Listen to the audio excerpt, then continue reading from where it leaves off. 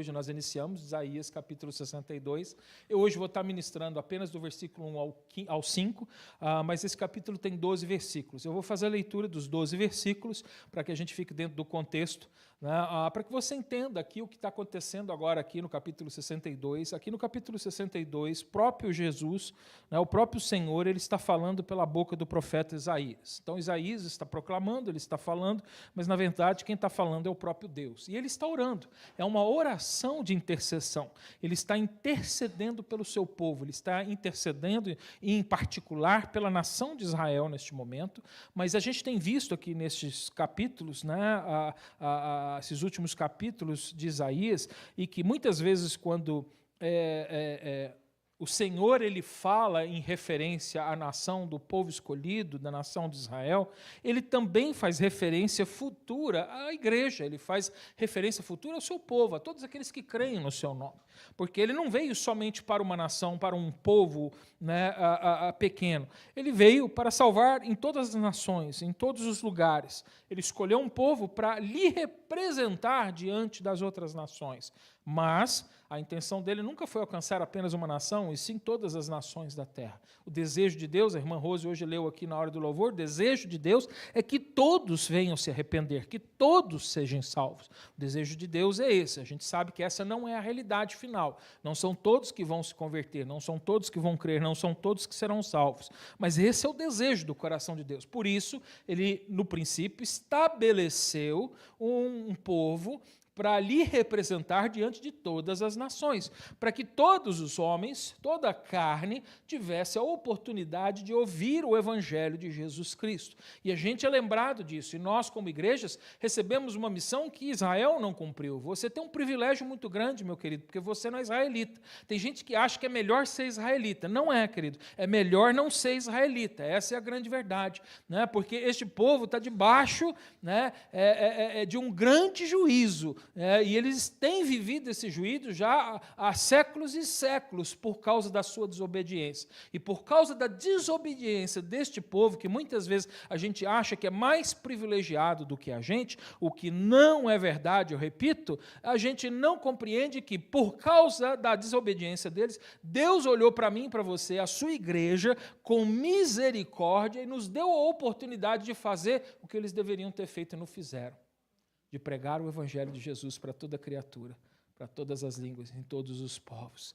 Ele nos deu, Ele nos abençoou, e Ele é conosco hoje. Ele é conosco hoje.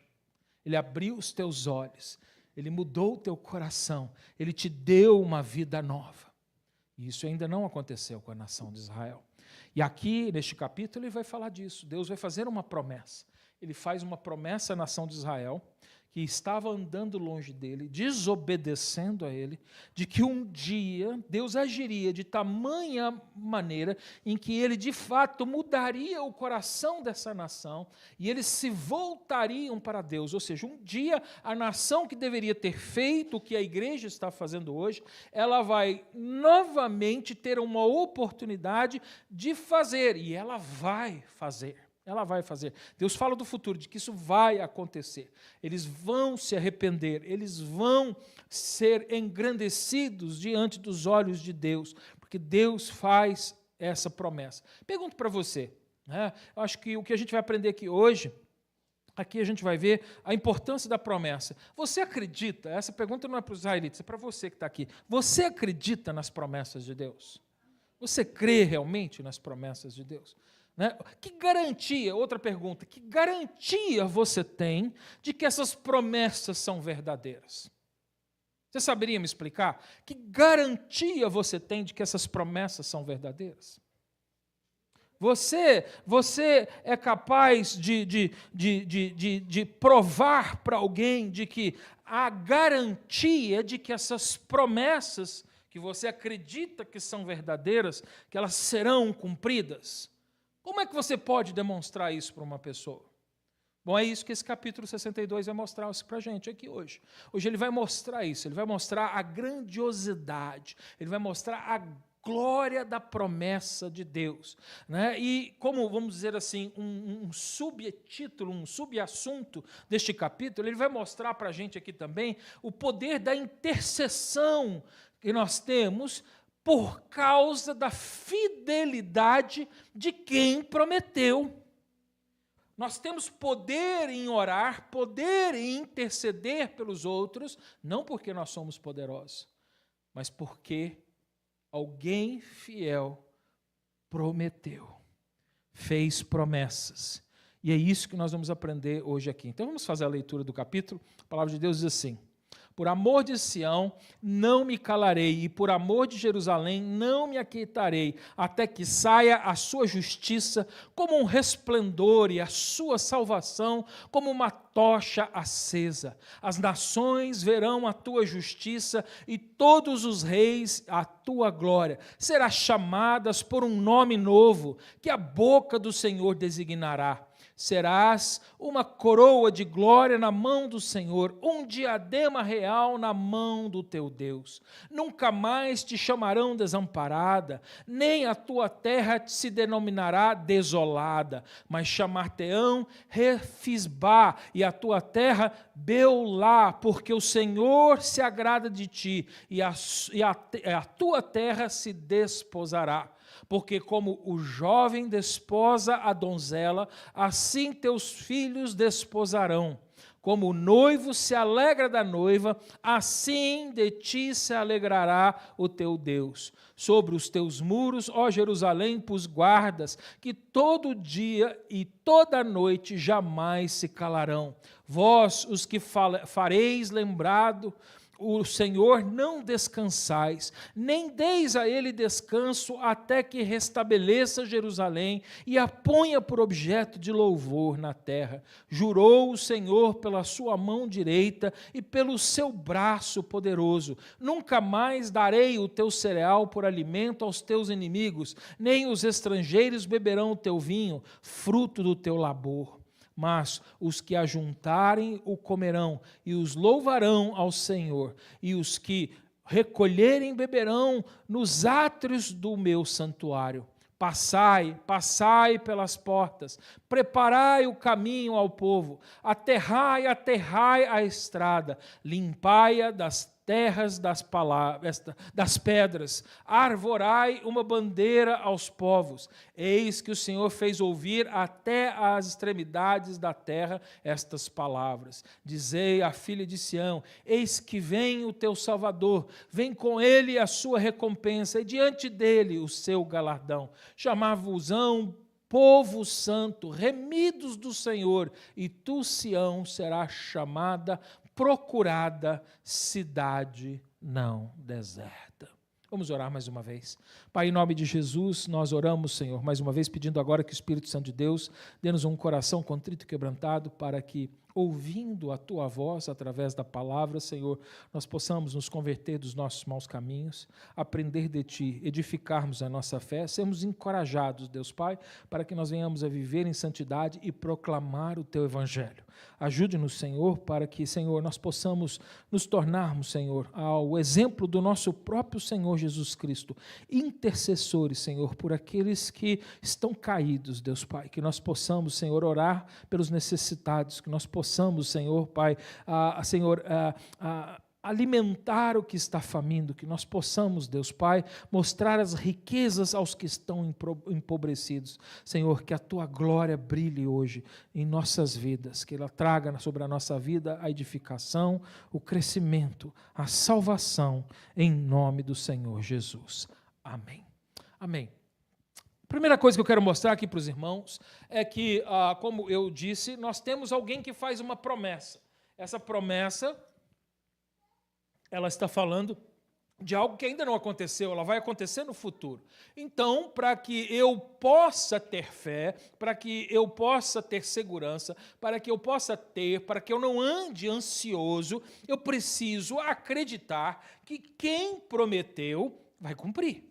Não é verdade? Eu não sei se você já fez algum tipo de negócio, comprou alguma propriedade, um carro ou algum objeto, E muitas vezes você negocia, né, diante de uma promessa. A pessoa te promete um tipo de material, né, se você vai construir uma casa, você conversa lá com um empreiteiro, com a pessoa que vai construir, e ele te faz uma promessa que vai fazer uma boa casa, com uma boa fundação, né, com boas paredes. Você quer uma casa segura para morar. Então, né, muitas vezes você acredita então naquelas palavras, você começa, né, pagar por aquela construção, comprar o material, chamar os funcionários, porque você está acreditando. Mas, muitas vezes, durante esse processo, a gente fica assim, mas será que realmente eles estão fazendo a coisa direito? Será que a fundação está certa? Não sei se alguém já passou por isso. Né? Ou você compra um carro, alguém fala assim, tem um carro para vender aqui, ó. O carro tá bom. Né? Aí você fala, nossa, eu estou precisando tanto de um carro, está num preço bom, eu posso pagar. Será que o carro mesmo está bom? A gente fica assim, né? Acredita, mas não acredita. A gente espera que aquela pessoa está sendo, né, honesta, real com a gente, né, diante da promessa que ela está fazendo. Tem gente que já fala assim, estou vendendo esse carro, não sei como é que está, eu acho, né, que não posso te dar garantia nenhuma. Pronto, aí se você comprar, você já sabe, né, você não tem nada. Mas a circunstância na nossa vida é que a gente está assim diante das coisas da nossa vida. A gente acredita, mas não acredita ao mesmo tempo. Então a gente vive sempre com aquela ansiedade, com aquela desconfiança, até que a gente experimente aquilo. Não é assim que Deus quer que a gente viva a nossa fé. A fé cristã não pode ser vivida dessa maneira. E, infelizmente, a gente vê que tem muita gente vivendo assim. Eu acredito, mas será mesmo? Deus diz que vai me salvar, mas será mesmo que existe céu? A gente acredita e duvida. Isso não é fé. Isso não é a verdadeira fé. A verdadeira fé, segundo a palavra de Deus, é uma convicção de coisas que nós não vemos. Mas é uma convicção de que aquilo que a gente não vê é uma realidade, é um fato concreto. É algo que vai, de fato, acontecer. E o que é que pode trazer fé? Então, é por isso que eu quero começar primeiro mostrando para você e te mostrando da importância da integridade de quem prometeu. Vamos falar um pouquinho de integridade. Para que eu acredite em Deus, para que eu acredite nas suas promessas, eu tenho que acreditar, em primeiro lugar, que Deus é íntegro. O que é integridade? Eu peguei algumas definições, né, de dicionários. Uma diz assim, estado ou característica daquilo que está inteiro, que não sofreu qualquer diminuição, que tem plenitude e inteireza. Ou seja, é aquilo que não é em parte, é inteiro, é completo, não está diluído. Então, uma das coisas que a gente precisa entender é que o nosso Deus, ele é íntegro. Ele é íntegro. Em que sentido? Ele é perfeito, ele é inteiro. No coração dele não há uma parte de coisas boas, uma parte de coisa ruim. Ou ele é totalmente bom, ou ele não é bom. É por isso que ele fala isso da gente. Porque a gente não é capaz até de fazer coisa boa, querido. A gente não olha para algumas pessoas e fala assim, nossa, que gente boa. Que pessoa boa. Mas mais tarde a gente vê umas coisas que a pessoa fala e fala assim, não é tão boa quanto eu pensava. Por quê? Por que a gente vê isso no ser humano? Porque nós não estamos inteiro. Nós estamos em parte. O pecado roubou parte do nosso caráter, da nossa integridade. Nós somos ainda capazes de refletir a imagem de Deus que é integral, por isso ainda somos capazes de agir com amor, com bondade, mas ao mesmo tempo também podemos agir com desamor e com maldade, porque o pecado habita em nós, porque estamos partidos. Estamos quebrados. E por isso precisamos de Jesus Cristo. Só Jesus pode pôr a gente de volta à inteireza. E entenda, é um processo que demora, é um processo que só conclui na glória. Enquanto eu não chegar nesse futuro, nessa glória, num corpo glorificado, transformado, completamente livre do pecado, eu não vou poder demonstrar integridade e inteireza. Por isso, na glória, você vai ter um corpo de glória. O corpo do própria glória de Deus, que é pura, que é inteira, que é integral. Né? Hoje em dia, o povo, né, com esse negócio de dieta, só toma leite desnatado. Mas leite, só é leite se ele for o quê? Integral. Eu vou comprar leite, eles falam, tem isso, tem 2%, 3%, 2%, eu quero integral. O que significa? Que é leite. Por quê? Se tirou parte, ele é o que agora? Produto do leite, mas não é leite. Ele é parte leite, mas ele não é todo leite. Vocês estão entendendo o que eu estou querendo mostrar? Quero que você entenda o que é integridade.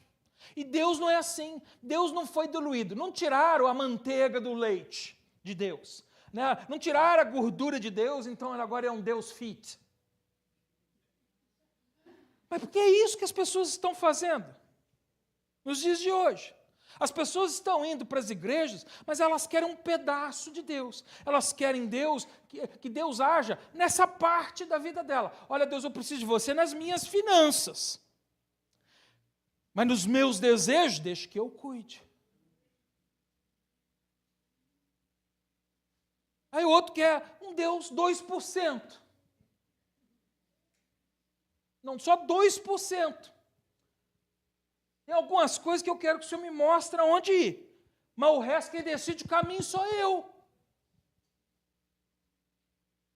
Mas Deus não age assim. Ou Deus é Deus, ou Ele não é seu Deus. Ele só pode ser seu Deus por inteiro. Ele é íntegro, Ele é inteiro. Na definição ainda diz assim, característica ou estado daquilo que se apresenta ileso, intacto, que não foi atingido ou agredido. Então, integridade, quando a gente fala de integridade física, né, nesse contexto, integridade física, é aquilo que sai ileso. Quando você sai ileso, você não tem nenhum machucado, né, não foi atingido por nada, está perfeito do jeito que você foi criado, não foi nada agredido, né, você está com integridade. E é assim, Deus não está em parte, em pedaço. Ele não foi atingido pelo mal, ele não foi atingido pelo pecado, ele não está ferido. O pecado não lhe mancha, ele está completo. Eu ontem à noite senti que não havia nenhuma integridade em mim, física. Ontem eu trabalhei duro, cortei meu dedo, levantei material pesado, doía as pernas, doía as costas, doía os braços, doía a cabeça, doía a mão, deitei para dormir, meio da noite acordei porque eu não aguentava de dor, doía tudo, até a cama doía. Né? E a cama é boa, tem um colchão bom, maciozinho, mas até ficar deitado no chão, por quê? Porque meu corpo não estava íntegro. Aí eu fui lá e tomei, 2 Motrin e voltei a dormir. Aí essa manhã para acordar foi uma tristeza, porque quando a dor foi embora, quando eu enganei o meu corpo e mostrei para ele, agora você está íntegro, porque remédio é só engano. Ele mostra que não é a realidade, a dor continua lá, só a gente silenciou ela. O dedo continua cortado, uns cortezinhos besta que arde, a noite inteira esses dedos aqui, eu vou encostar de um lado, ardia, virar para o outro, ardia. Já passou por isso? É assim, não passa isso com Deus. Às vezes a gente acha que a gente pode ferir a Deus, Deus vai estar machucado. Não, querido, quando Deus se entregou na cruz do Calvário, e ali Ele se entregou e recebeu as nossas feridas sobre o seu corpo, e ali foi desferido golpes no corpo de Jesus Cristo, sem dúvida, Ele dali no seu corpo carnal, Ele saiu machucado, mas Ele saiu vitorioso, por quê? Porque a integridade divina não pode ser mudada. Ele perdeu sangue, ele perdeu a figura, ele perdeu a pele do seu corpo, ele ali sentiu todas as dores do seu sacrifício naquele momento ali, mas nada disso drenou a sua divindade, ao ponto de ele, na cruz do Calvário, olhar para você e para mim e dizer assim, Senhor, perdoe-lhes porque não sabem o que estão fazendo. É íntegro. Então, quem promete é íntegro. Não muda, não se afeta, nada. Outra a qualidade do íntegro é a qualidade de ser honesto, ético, íntegro, consistente em valores, ações e palavras, agindo corretamente, mesmo sem supervisão. que não precisa ficar vigiando Deus para ver se ele, né, vai pisar fora. A gente tem que vigiar. A gente tem que vigiar. Deus não falou isso para a gente? Vigie. Vigiai. Orai e vigiai sem cessar. Por quê? Porque a gente não é íntegro. Nós não estamos inteiros, mas ele não precisa de vigia, ele não muda os seus valores no mundo. Já viu como que os nossos mudam? Um dia a gente aceita uma coisa, já no outro a gente não aceita mais, num dia a gente não concorda com uma coisa, no outro a gente começa a concordar, o tempo vai passando, a gente vai mudando de visão das coisas, os nossos valores vão mudando, graças a Deus, porque a gente realmente precisa mudar de valores, porque se nós continuássemos com os valores que nós tínhamos quando não conhecíamos Jesus Cristo, nós não poderíamos andar com Jesus Cristo. Graças a Deus que Deus vem para mudar os nossos valores. Mas Deus não muda de valor. Ele continua sempre o mesmo. Ele não se altera. O mundo muda, mas ele não muda.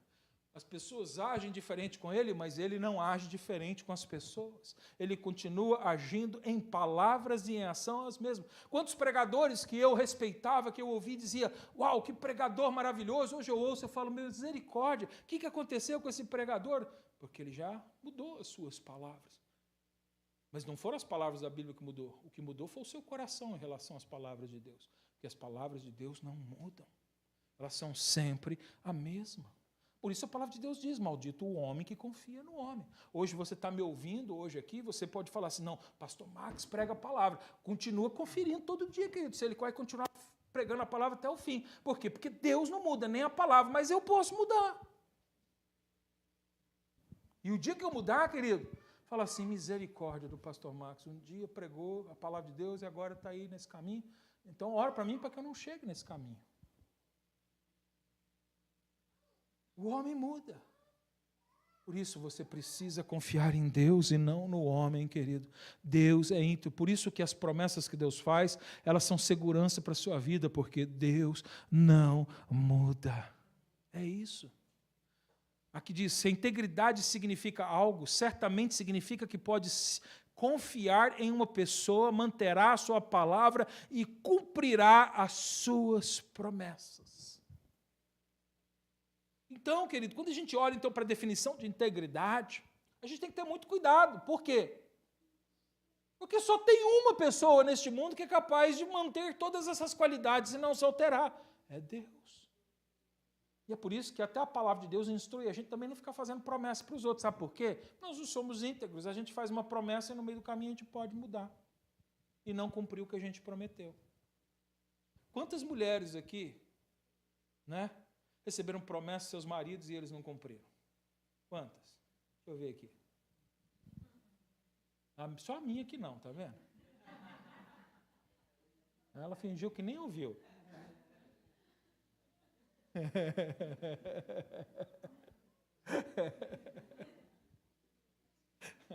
Coitado. Quantos de nós aqui, né, já nos frustramos com pessoas que nos fizeram promessas e não cumpriram? Quantas pessoas nós já frustramos porque nós prometemos e não cumprimos?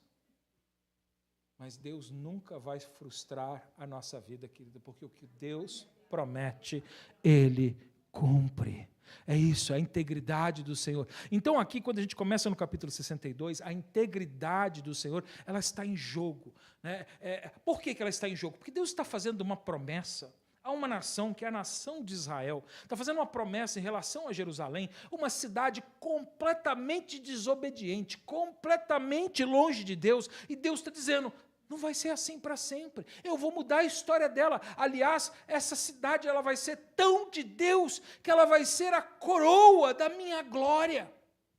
Mas não porque o povo é bonzinho, não porque o povo era perfeito, mas porque aquele que prometeu, ele há de cumprir.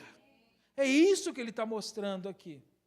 É triste, querido, porque, como eu disse, há poucos crentes nos dias de hoje que realmente acreditem que o Senhor vai manter as suas promessas.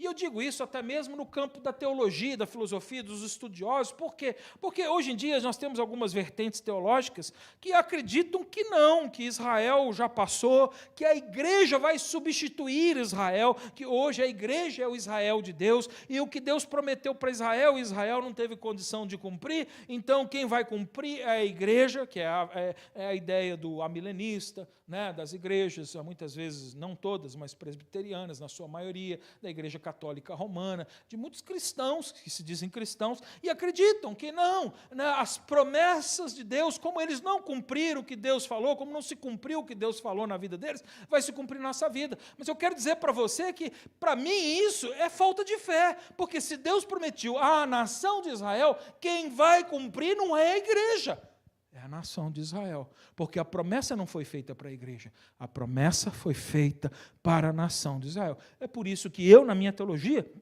sou dispensacionalista. Eu acredito na dispensação dos tempos e acredito que quando Jesus retornar para levar a sua igreja e começar a tribulação e entrar o milênio, ali então, naquele período, Deus vai novamente agir sobre a nação de Israel. Por quê? Porque a igreja não está mais aqui. Mas o povo dele, que não é dele, né, porque não anda com ele, porque dele é quem anda com ele. Mas o povo dele, que não anda com ele, continua aqui, então ele vai fazer o povo dele realmente o seu povo. E ele vai restaurar a nação de Israel e cumprir o que ele está prometendo aqui, nesses versículos. Então vamos ver os versículos, então. Hoje eu só vou até os 5, então vamos lá. Então a gente vê aqui, né, do primeiro versículo até o 5º versículo, né, a promessa do cumprimento. Então aqui Deus vai estar falando como se as coisas também já estão acontecendo, né? São promessas aqui que vão encorajar, né, ao povo a persistir, a não desistir. Querido, sabe o que ajuda você a manter a sua fé até o fim da sua vida, diante das dificuldades? É você confiar nas promessas de Deus.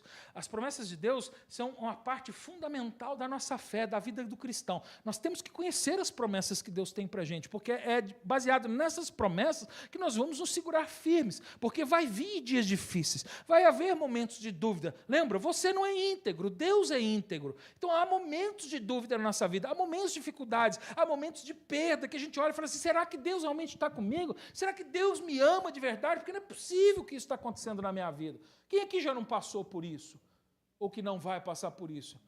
E o que vai manter a gente firme e perseverante nos caminhos do Senhor é conhecer as promessas que Ele fez, porque o que Ele promete, Ele cumpre.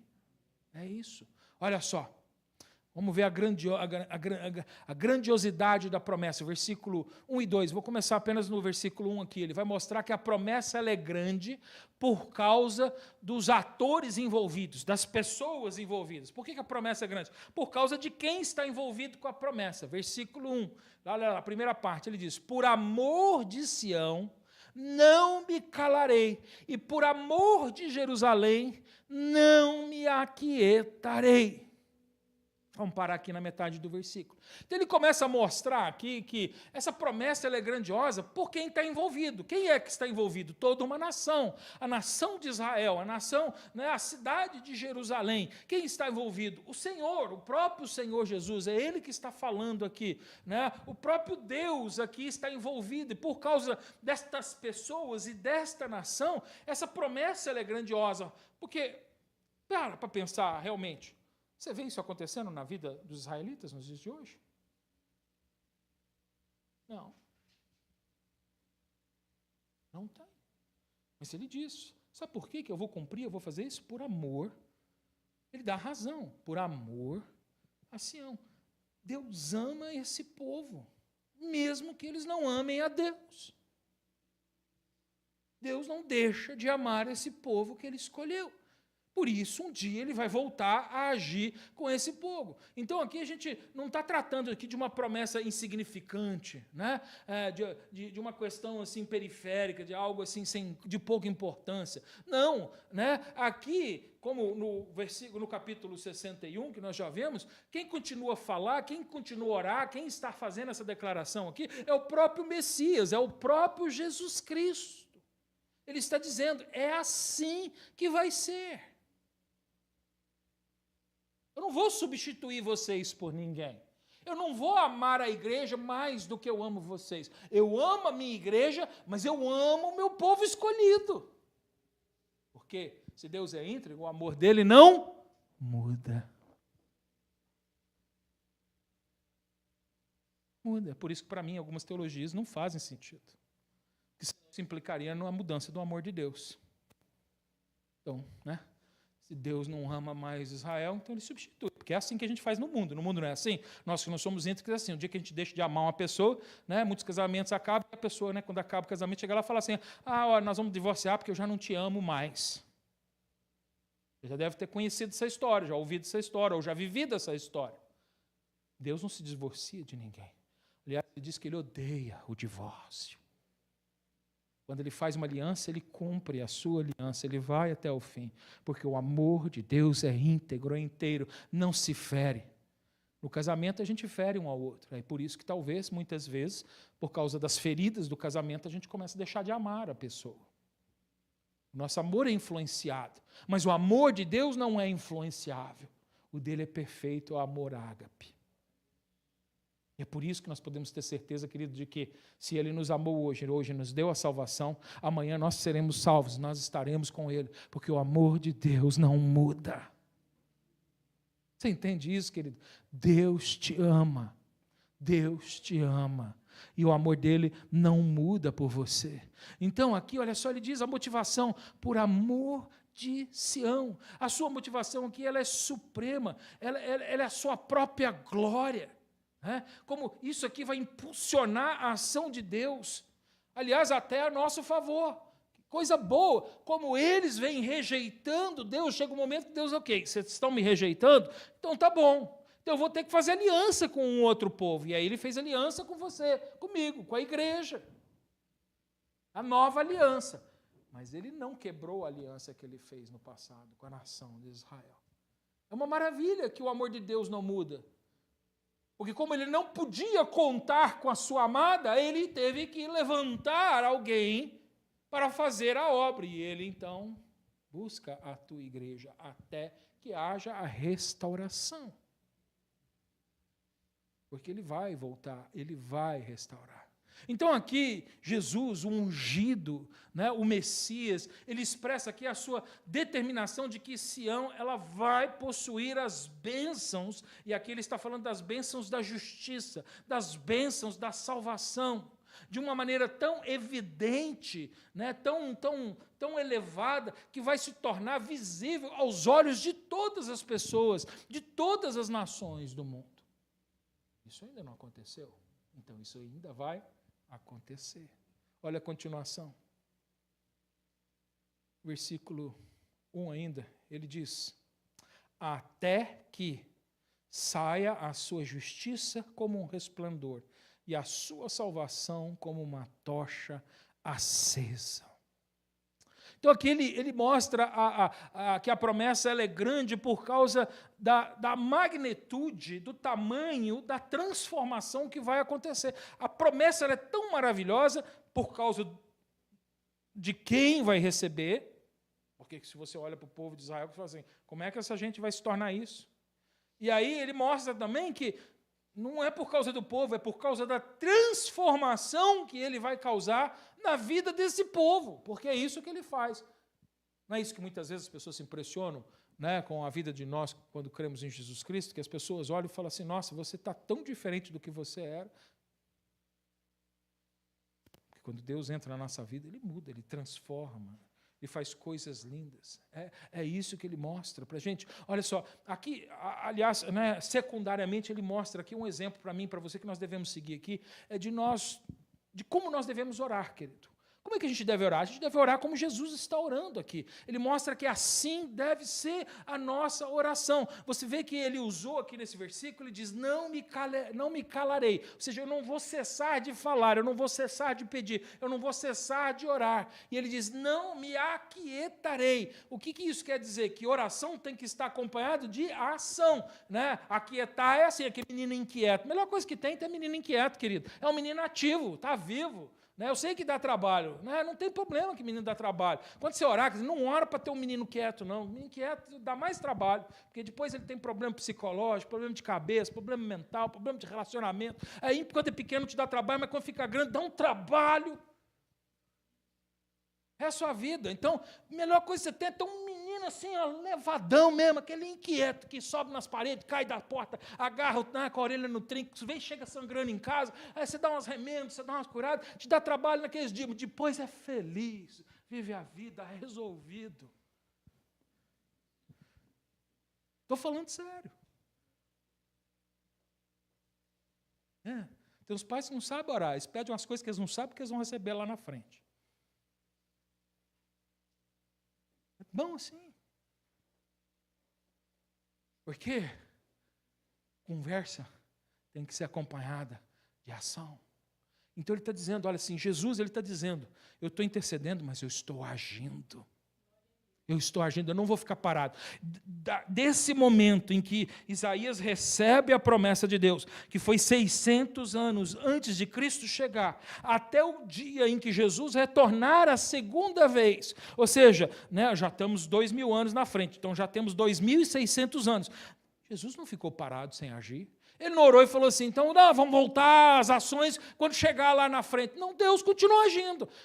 Por isso você está aqui. Deus continuou salvando, continuou fazendo a sua obra, continuou derramando o seu amor, a sua santidade, a sua justiça. Ele não parou, porque ele acredita nas suas palavras. Só não chegou o momento delas serem cumpridas. E assim deve ser você, querido. Se você está orando por alguma coisa, ore, mas haja. Continua agindo como se essa oração vai ser respondida lá na frente. Você não sabe o tempo, Deus sabe o tempo. Mas entenda uma coisa, se você orou em nome de Jesus a Deus, Ele escutou a sua oração. E no tempo certo Ele vai te dar a resposta. Então continue agindo. Continue se preparando para a resposta que Ele vai te dar. Pode ser uma resposta positiva, pode ser uma resposta negativa, mas você tem que agir. Não adianta orar e sentar e ficar esperando. Às vezes a gente conversa com os jovens que já não são tão mais jovens, né? Já estão mais velhos do que jovens, mas não casou, está solteiro, fica assim. Eu falo assim, e aí? Eu tenho vontade de casar, tenho vontade de ter um parceiro. Né? O que você está fazendo? Estou orando. Eu falei, pare de orar, ué. Vai visitar outras igrejas, vai conhecer um rapaz, uma moça, convida para sair, compra uma flor, né? Dá um queijo de presente. Né?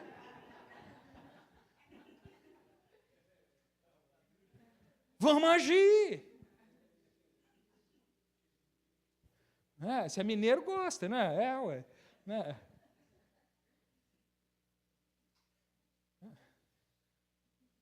Se a Cecília tivesse dado um queijo no primeiro dia de que eu conheci ela, já estava naquele dia resolvido, assim, 100%.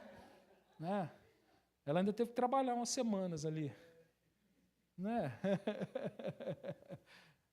Mas a oração tem que estar acompanhada de ação. Jesus está mostrando isso. Eu não vou me aquietar, ou seja, em outras palavras, eu não vou ficar parado, eu não vou ficar quieto. Eu vou agir, eu vou trabalhar. Isso não, querido, você agir em relação às suas orações, não é dúvida, não é achar, não, ó, já que Deus não está fazendo nada, então eu vou fazer. Não, não é isso, não é dúvida, não é achar que Deus não vai fazer. É pelo contrário, é fé ativa. É acreditar que Deus vai fazer. E você, então, continua fazendo a sua parte, sabendo que Deus está trabalhando para cumprir essa parte que Ele tem para fazer. Você continua vivendo, acreditando nessa promessa, fazendo. Não desista, vá adiante. Hoje em dia nós estamos vivendo dias difíceis na relação à imigração aqui neste país, e alguns que tinham o sonho de se legalizar, essas coisas, estão vendo, diante das circunstâncias, das conversas, das falas, das decisões que estão sendo tomadas, que, meu sonho está indo embora, meu sonho está indo embora. Não desista, continue orando, que Deus pode mudar tudo. Continue fazendo como você fazia antes, se preparando para o dia da sua legalização. Organize seus papéis, pague as suas taxas, ande direito, tenha trabalho, produza, crie a sua família, confie em Deus e não pare de orar. Porque senão chega a oportunidade e você não está pronto. E quantos aqui, quando a oportunidade chegou, não estavam prontos e não aproveitaram a oportunidade e deixaram passar? Isso sim é falta de fé. Fé leva a gente a agir.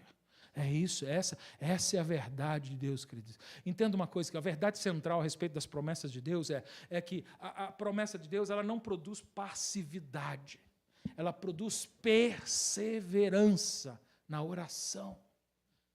Quem crê nas promessas não para de orar, não para de interceder, até que venha a justiça, até que venha o socorro, até que venha a salvação. É isso que Jesus está fazendo. Ele continua intercedendo, ele continua orando. Aliás, ele pediu à igreja, que a igreja orasse pela paz de Israel. Por quê? Porque ele fez uma promessa lá atrás, e ela vai se cumprir. Então, a gente tem que estar motivado a continuar orando, orando, orando, orando. É assim. Ainda aqui no versículo 1, ele mostra aqui que essa promessa dele, ela é linda, porque ela é resplandecente, né? Ela é grandiosa, porque ela tem um resplandor. Olha só, ele diz, até que saia a justiça como um resplandor. Essa palavra resplandor, querido, aqui no hebraico, só para você conhecer, não é que você precisa aprender hebraico, mas é a palavra nogá. Por que eu estou dizendo isso aqui? Porque essa palavra nogá, ela é utilizada também no capítulo 59, no versículo 9. E, às vezes, ela não é traduzida como resplendor, mas ela é a mesma palavra, né? Lá no capítulo 59, versículo 9, ela está sendo usada para mostrar a falta de luz, a falta do resplendor, a ausência da justiça, a ausência, né, da retidão, a ausência da integridade. Lá ele está mostrando essa ideia, ou seja, a ideia negativa do resplendor, o oposto do resplendor. Então aqui, quando a gente olha aqui, ele fala do resplendor, ele não está falando de uma luz que brilha apenas, de um show, né, de luzes no palco, né, de um culto animado. Não, ele não está falando disso. Ele está falando da recuperação, o quê? Da retidão, da justiça, da santidade, de uma nação que não vai viver mais de aparência, de dinheiro, de luxúria, de belezas, de rituais. Não, eles vão passar a viver pela fé, pela justiça, pela santidade, com fé no Senhor Jesus. O que não acontece nos dias de hoje com Israel. Hoje, eu disse isso, tem tanta igreja e tanto crente que fica aí fazendo culto, né, incentivando o povo, né, a se judaizar. Vem o pastor no púlpito e veste equipar, põe ali né, o chapeuzinho na cabeça, né, aí põe, né, as estolas que ele compra lá quando vai visitar Israel, e fica assim. Aí traz um chofar e toca no meio da igreja, que tem uma besteira. Né, a gente fica tentando ser judeu.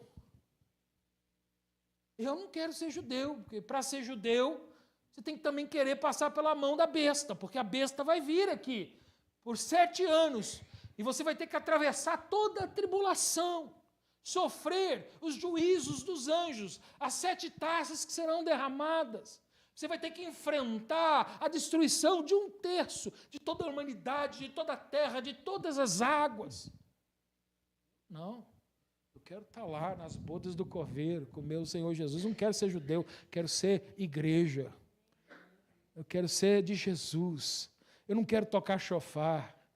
Eu quero me deliciar na presença dos anjos do meu Senhor, lá onde os querubins vão estar guardando a glória dele, e eu vou estar lá experimentando desta glória no meu corpo glorificado. Mas hoje o povo quer as coisas da terra. A igreja quer Deus, mas não quer Deus e ir para o céu. Eles querem Deus, que Deus saia do céu e venha para a terra. Porque a gente quer ser rico aqui, experimentar as coisas daqui, as vontades daqui, as belezas daqui.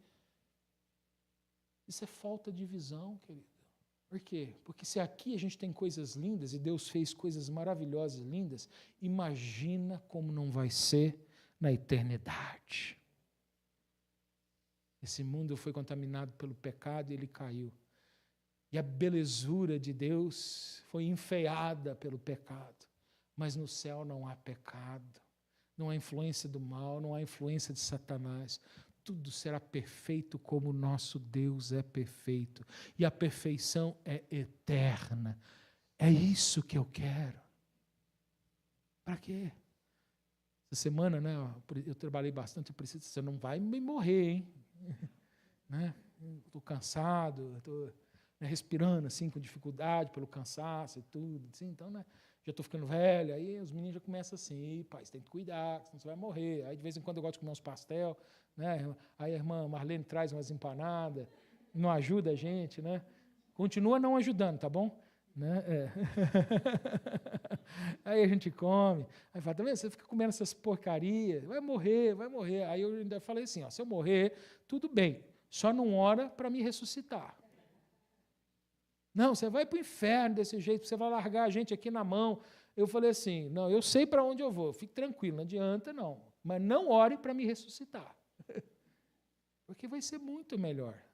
Tem gente que não quer morrer de jeito nenhum, tem medo de morrer, tem medo de passar pela morte, tem medo de deixar esse mundo. Porque está pegado às coisas dessa vida e se esquece que na vida vindoura nós vamos desfrutar da eternidade.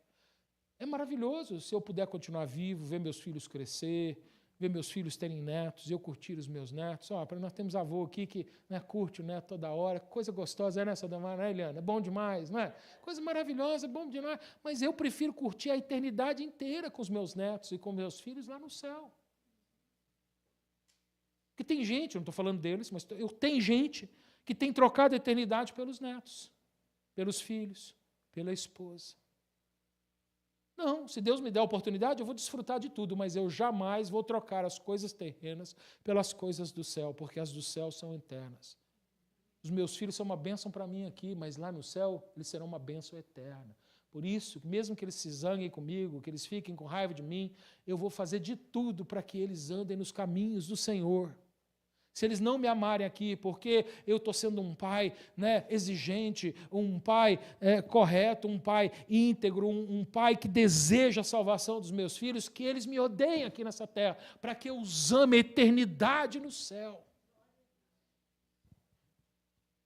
Mas muitos pais já aceitam o pecado, aceitam as coisas erradas, não repreendem os filhos porque querem o amor do filho aqui e agora. Mas ao risco de perder a eternidade na presença das pessoas amadas. Não sei se você já pensou assim ou parou para pensar. Esse é o pensamento de quem acredita nas promessas do Senhor. Eu pergunto de novo, alguém aqui acredita nas promessas de Deus? Nós temos que viver então. Nós temos que orar, nós temos que agir, é assim. É maravilhoso, é grande, é magnífico. Olha o versículo 2. No versículo 2, ele mostra que a promessa é grande por causa da extensão do seu efeito. Ou seja, a promessa é específica para um grupo, mas no seu efeito ela é mundial. Porque quando Deus age na vida de uma pessoa, em especial, em particular, a vida dessa pessoa não é somente essa vida que é afetada. A vida de todo mundo que essa pessoa tem contato também é afetada. Imagina quando Deus afetar a vida de uma nação inteira. A vida do mundo inteiro vai ser afetada. É grandioso, olha só, versículo 2. As nações verão a tua justiça e todos os reis a tua glória. Aqui está a prova de que isso não aconteceu nos dias de hoje. Quando Jesus Cristo retornar, todos, aqui está falando todos os líderes políticos mundiais, eles vão honrar Israel, eles vão reconhecer a glória de Israel. Israel hoje só tem inimigo. Até os amigos que Israel tem, só é amigo por interesse. Mas não vai ser assim. Olha o tamanho da transformação, olha o tamanho do milagre, que quem odeia hoje Israel, amanhã o honrará, amanhã o amará, amanhã vai olhar e vai falar, uau, essa nação mudou muito, que justiça, que glória, por causa da obra de quem prometeu. Aqui é a prova que Israel não foi substituído. Eu pergunto, se a igreja é o Israel de Deus, Então o mundo não deveria honrar as pessoas da igreja? Não devia amar as pessoas da igreja? E está acontecendo isso, está acontecendo, que ele está dizendo que vai acontecer? Os reis deviam vir procurar os crentes e falar assim, não, nós queremos crentes no nosso país, nós queremos que vocês crentes venham aqui, evangelizem o resto do povo, que vocês abram muitas igrejas, olha, nós vamos facilitar, está aqui, ó, tem aqui, ó, dinheiro aqui para vocês construírem, para vocês enviarem missionários. Acontece isso. Então Israel não foi substituído pela igreja, porque a igreja é bem numerosa. Tem muito crente neste mundo. Então, como é que a igreja é substituída por... Desculpa, Israel é substituído pela igreja? Não é. E não vai ser. Não é assim. Mas, quando Deus fizer e cumprir a sua promessa, quando Ele mudar a vida dessa nação, que sem dúvida, até hoje, incomoda as nações da terra, por quê? Porque Deus fez uma aliança com eles. Por que um país tão pequeno incomoda tanta gente? Porque coisa grande incomoda, né? No Brasil a gente tinha uma musiquinha, um elefante incomoda muita gente, 2 elefantes incomoda muito mais, porque elefante é grande. Imagina, né? Elefante incomoda porque é grande. Mas Israel é tão pequenininho. Tamanho de um estado aqui nos Estados Unidos. Nunca fiz a comparação, não, mas assim, pelo que eu estou olhando assim na minha cabeça, assim, de geografia, talvez mais ou menos do tamanho de New Jersey. Não sei, talvez um pouquinho maior. Não sei, nunca comparei. Eu cheguei em casa e vou ter que olhar isso agora. Fiquei curioso. Incomoda tanta gente? Por quê? Porque um elefante incomoda muita gente. Mas esse elefante não é um animal. Ele incomoda porque existe alguém grandioso por detrás. Existe um Deus todo-poderoso, um Deus grandioso. Esse Deus incomoda muita gente. Por causa da sua glória, da sua grandeza, da sua santidade, da sua obra, das suas maravilhas. E é nessas promessas que nós temos que confiar. Então, Isaías aqui ele está relembrando a promessa. Olha só, Jerusalém ele vai deixar de ser desprezada, ela vai se tornar referência mundial. De novo, né?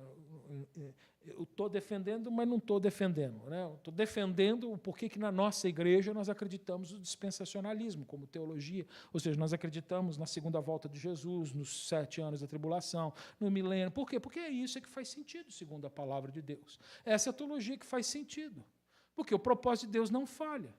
Só a perspectiva dispensacionalista que consegue abordar essa visão, essas promessas com precisão.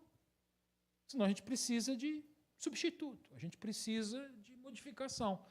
Mas para acreditar da maneira que está escrito, tem que ser assim. Não tem outra maneira. Pode não ser a visão teológica mais perfeita, mas para mim é a que mais se encaixa com o que está escrito de uma maneira simples na Bíblia. É o que a Bíblia diz. Se Deus prometeu, e como eu acredito em Deus, eu acredito que Ele vai cumprir da maneira que Ele disse que vai fazer. Porque Ele é íntegro, Ele é fiel para cumprir as suas promessas. É isso. É isso. Olha só a continuação do versículo 2. Ele mostra também que a promessa ela não é só grande, ela é gloriosa. Olha só, ele vai, né, ela é gloriosa porque ela envolve uma transformação do homem, mas é uma transformação divina. É uma transformação que acontece pelo poder de Deus, não da filosofia, não da ciência, não da matemática, não da medicina, não do homem, mas de Deus. Olha só, será chamado por um nome novo, que a boca do Senhor designará.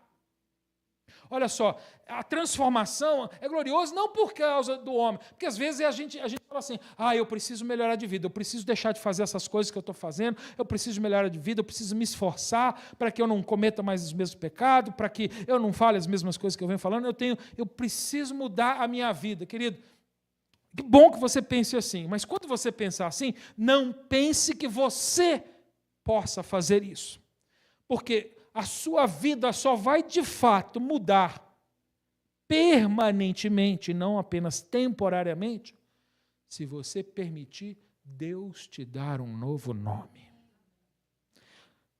É uma obra divina. Deus não te chama a tentar uma transformação. Deus te chama a fazer uma entrega, a crer, a se confessar, a se arrepender, para permitir que o Espírito Santo vivo entre em você, mude o teu coração e transforme a sua vida. Quem faz a obra é Deus. Você é a obra em construção. Então, se você é a obra não se faz. A obra precisa de um obreiro, e o obreiro da sua vida, querido, não é você, não é seu pai, não é sua mãe, não é o seu pastor. O obreiro da sua vida é Jesus Cristo, é o Senhor. Ele que entra na sua vida e te dá um nome novo. Ele te dá uma nova identidade. A gente vê isso acontecendo na Bíblia em vários lugares. Nós vemos isso que na história, se você já leu a Bíblia, na história, por exemplo, lá em Gênesis, que a gente tem muitas vezes, quando uma pessoa nascia, as pessoas recebiam nomes assim bem específicos. Eram nomes que representavam características ou o caráter daquela pessoa, né? As pessoas não recebiam nome. Hoje a gente escolhe nome porque é bonito, né? Aí eu gosto de Ashley, aí vai ser Ashley, né? A gente escolhe nome porque é bonito, né? Porque é bonito mesmo, né? Jéssica, Ashley, né? Ana, né? Tem aí, a gente escolhe, né? Esses nomes, mas não era assim, a gente não escolhia, porque hoje também, às vezes, escolhe assim, a gente é crente e fala assim, então vou pôr o nome nos meus filhos, que né, foi o que eu fiz, né? Vou pôr o nome nos meus filhos, né? De gente crente, aí, né? Samuel, Ana, né? Não, naquele tempo não se escolhia, porque estava na história, por causa dessas coisas. Não, o nome era dado com as características que já se apresentava aquela criança em desenvolvimento, ou muitas vezes o nome era dado dias depois do nascimento, conforme os pais observavam aquela criança, né? Adão, quando ele recebeu o nome de Adão, alguém sabe o que Adão significa? Vermelho. Por quê? Porque ele foi feito do pó da terra. Então, quando ele nasceu, qual era a característica? Ele era um ser humano, ainda não influenciava em nada. Então, Deus, quando chegou e falou assim, nasceu o nome dele, vermelho, veio do vermelhão. Né? A gente lá do Brasil, que era lá dos bairros do Pé Vermelho, por quê? Né? Porque era, né, bairro que não tinha asfalto. Aí a gente chegava, né, no trabalho com o sapato tudo borrado, né, com aquela terra vermelha. Né? Eu morava lá em São Benedito, lá perto de Belo Horizonte, também não tinha rua asfaltada, né? E a gente chegava lá todo manchado de vermelho embaixo, assim, todo mundo falava, chegou dos Pé Vermelho. Né? Porque da terra é vermelho. E Adão recebeu então o nome de vermelho. Jacó chegou na hora de nascer, ele agarrou o pé do irmão, não, tentou enganar, era para o outro vir primeiro, ele agarrou e falou, não, quem vai sou eu, tentando, recebeu o nome de Jacó, o que significa? Enganador, estava tentando enganar, já desde o princípio. E aí, lá na Bíblia, esse mesmo Jacó, mais adiante, quando ele tem um encontro com Deus, e Deus entra na sua vida e muda a sua vida e o seu caráter, Deus dá para ele um novo nome. E aí Jacó não é mais chamado de enganador, ele passa a ser chamado de Israel, Israel. Isso daí que significa príncipe de Deus. Príncipe de Deus. Porque ele não é rei. Rei é ele. Mas agora ele se tornou filho de Deus. Então, o filho é príncipe. Príncipe de Deus. Abraão não chamava Abraão, chamava Abrão. Abrão. O nome dele era Abrão. Sara chamava Sarai, não Sara. Mas quando Deus entrou na vida de Abraão, ele disse assim, agora você não vai se chamar, né, Abrão, você vai se chamar Abraão. O que ão significa no hebraico? Pai de nações. Um homem que não tinha filho. Mas quando Deus entrou, ele teve filho e foi pai de nações. E Deus está dizendo, ele vai mudar o nome de Israel. Ele vai mudar o nome dessa nação. Ou seja, a mudança de nome acontece porque há uma grande transformação. Há uma grande transformação. É por isso que você também vai receber um novo nome. Abre comigo lá em Apocalipse, capítulo 2, versículo 17. Eu acho que vou parar hoje aqui.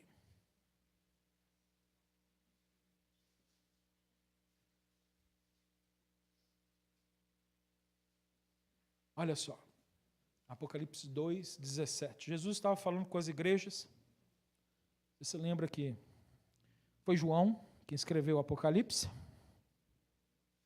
E João estava escrevendo uma visão que Jesus deu para que ele escrevesse. E aí ele, no princípio, ele escreve as 7 igrejas que estavam na Ásia. Ele não escreveu para todas as igrejas, mas para uma área específica, para essas 7 igrejas. No versículo 17, olha só o que Jesus diz. Quem tem ouvidos, ouça o que o Espírito diz às igrejas. Ao que vencer, darei do maná escondido, também lhe darei uma pedra branca, e na pedra um novo nome escrito, o qual ninguém conhece, senão aquele que o receber. Um dia você vai receber um nome novo que ainda ninguém sabe, ninguém conhece, querido. Mas você vai receber um nome novo, por quê? Porque você também tem uma vida nova. Porque você agora tem a presença de Deus. Por exemplo, Sarai, quando ela foi transformada, e Deus mudou o nome dela também, ela passou a chamar Sara. E aí no final do nome dela, que tinha um I, Deus tirou o I e pôs um H. Eu não sei se você sabe por que tem o H no final. É porque é a letra do nome de Deus. Jeová, Yahweh. Tem 2 Hs. Então Deus entrou na vida de Sara. Deus vai entrar na sua vida e você vai receber um novo nome.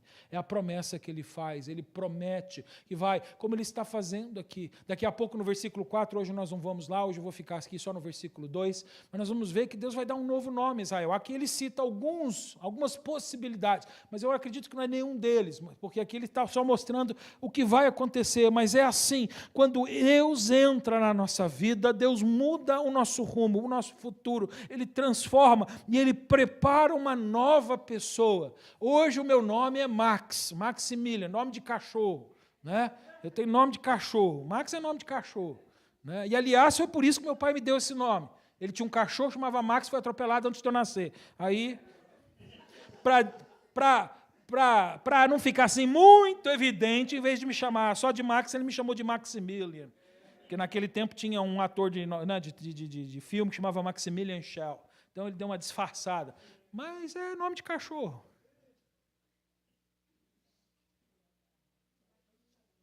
Mas um dia Deus vai me dar um outro nome.